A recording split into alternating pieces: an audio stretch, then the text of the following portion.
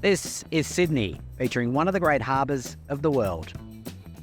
Just a short stroll up the road here is a new development that takes its cues from the historical buildings, elevates it with exceptional public art, and features a series of brick buildings driven by design excellence, including this one by Sydney architects SJB.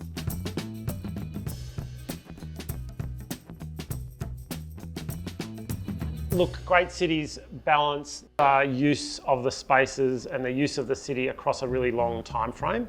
Our building is a little bit different in the sense it has a couple levels of retail, a couple levels of commercial, and then a couple levels of residential. So the residential was kind of elevated above everything else, and we kind of sat above a whole lot of stuff that was going around. So we wanted to express the layers of use and not kind of hide resi in commercial or hide commercial in resi. We wanted them to be quite honest about the fact that the commercial wanted light and the residential wanted protection. I think it's unexpected for a residential building in the city.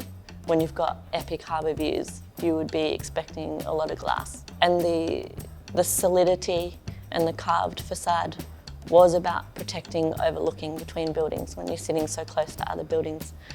And it, from an internal perspective and an internal experience, you're actually not focusing on any other building around you. You're framing very direct little pieces of the landscape.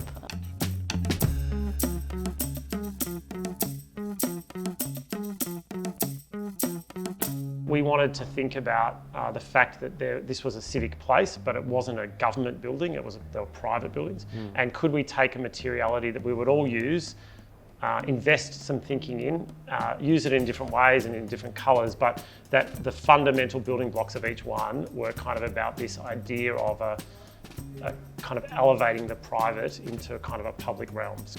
And the brick was a good device because it not only talks to people, there's an emotional reaction to it.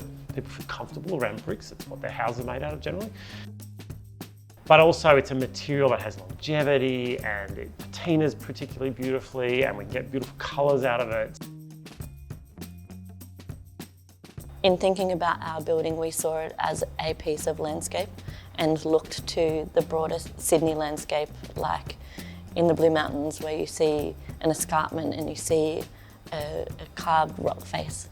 And so the use of one brick and the depth of the facades that we were able to achieve meant that it read as a highly textural carved piece of rock. So the top of the building is quite playful and it transitions scales of buildings adjacent and allows us to transition height down towards heritage buildings that sit nearby and down towards the harbour.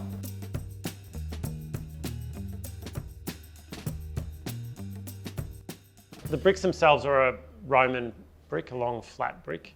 So as much as we like the brick as being a kind of a very ubiquitous material in construction, could we elevate it slightly and raise the expectation? And the kind of flat horizontal brick enables us to get a really sleek building, a really kind of flat building.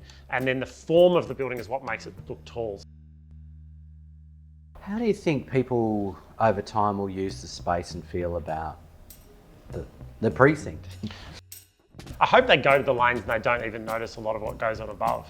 I mean, I hope occasionally they stand back and look, but I hope the lanes become a really kind of a normal part of people's lives.